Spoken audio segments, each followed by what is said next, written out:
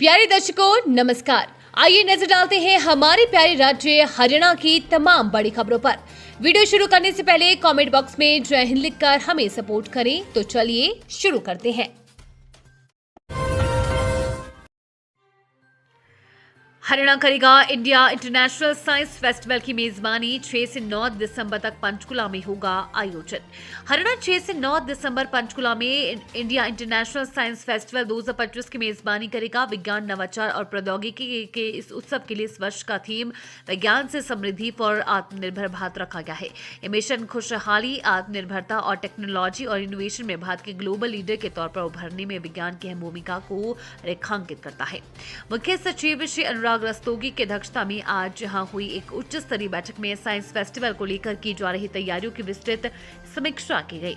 मुख्य सचिव ने निर्देश दिए कि आवास, सुरक्षा, परिवहन तथा मीडिया आउटरीच से संबंधित सभी जरूरी प्रबंध समय से पहले पूर्ण किए जाए। उन्होंने कहा कि इस महोत्सव के सफल आयोजन के लिए सभी विभागों के बीच सुचारू समन्वय सुनिश्चित किया जाना चाहिए।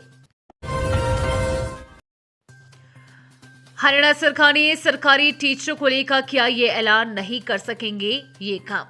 हरियाणा के सरकारी स्कूलों में बच्चों को पढ़ाने की बजाय दूसरे विभागों का काम कर रहे शिक्षकों को अब वापस कक्षाओं में लौटना पड़ेगा। शिक्षण से अलग दूसरे कार्यों में लगे शिक्षकों को वेतन नहीं दिया जाएगा। अगर वेतन जारी हुआ तो आहरण एवं वितरण अधिकारी जिम्मेदार होंगे। इतना नहीं, सरकारी स्कूलों में किसी भी तरह की बैठकें भी नहीं की जा सकेंगी। जरूरी होने पर केवल ऑनलाइन बैठक कर सकेंगे। वार्षिक परीक्षाएं नजदीक होने के चलते माध्यमिक शिक्षा निदेशालय ने दूसरे विभागों में काम कर रहे सभी शिक्षकों को वापस बुलाने का आदेश जारी कर दिया है। सभी जिला शिक्षा अधिकारियों, मौलिक शिक्षा अधिकारियों, जिला परियोजना समन्वयक और खंड शिक्षा अधिकारियों को निर्देशित किया गया है कि किसी भी हालत में अध्यापकों को गैर शैक्षणिक कार्य नहीं सौंपे जाए। हरियाणा में अब इस आधार पर मिलेगा जमीन का मालिकाना हक। सरकार ने उठाया ये कदम। हरियाणा सरकार ने आबादी देह क्षेत्रों में रहने वाले लोगों को भूमि स्वामित्व देने की दिशा में अहम कदम उठा लिया है। अब ग्रामीणों को ड्रोन सर्वे और प्रॉपर्टी कार्ड के आधार पर अपनी जमीन का वैधानिक मालिकाना हक मिल सकेगा। ऐसा न केवल संपत्ति का कानूनी प्रमाण मिल जाएगा, बल्कि लोगों को बैंक ऋण सहित अन्य वित्तीय सुविधाएं भी आसानी से प्राप्त होंगी।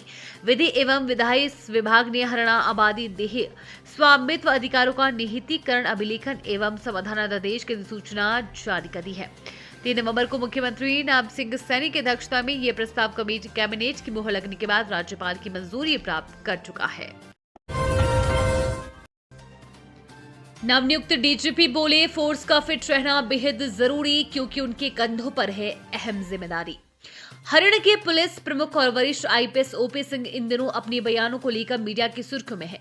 नवनियुक्त डीजीपी बॉडी बिल्डिंग और शरीर को ठीक रखने के लिए भी संदेश दे रहे हैं। वे वर्कआउट व योगासन करते हुए अपने फोटो भी लगातार सोशल मीडिया में डाल रही हैं, ताकि बाकी पुलिसकर्मियों को भी इससे प्रेरणा मिल जाए। पुलिस प्रमुख द्वारा बुलेट और थार गाड़ी को लेकर दिया गया बयान भी जमकर वायरल हो रहा है। गुरुग्राम की गाड़ी मालिक ने उन्हें नोटिस भी भेज दिया है। हर विषय पर खुलकर बात करने वाले डीजी का कहना है कि बुलेट से पटाखे छोड़ने, तेज आवाज करने के साथ ही थार गाड़ी लेकर लोगों में भय फैलाने वाले कुछ तत्वों की शिकायतें भी हमारे पास आती है। कई लोग इन पर कार्रवाई की गुहार लगा रहे हैं। मोबाइल चार्ज कर रहे युवक की करंट लगने से मौत। पालम विहार थाना क्षेत्र में मोबाइल चार्ज कर रहे एक युवक की करंट लगने से मौत हो गई है। सूचना मिलते ही पुलिस मौके पर पहुंची और शव को कब्जे में लेकर पोस्टमार्टम के लिए भेज दिया।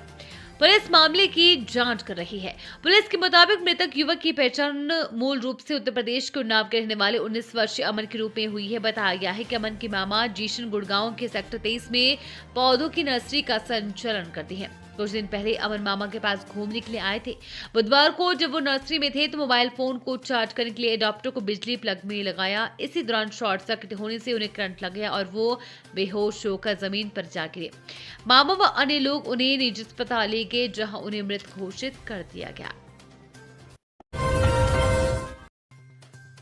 कुकड़ोला से बेशकीमती जमीन को एमसीएम ने कब्जा मुक्त करवाया।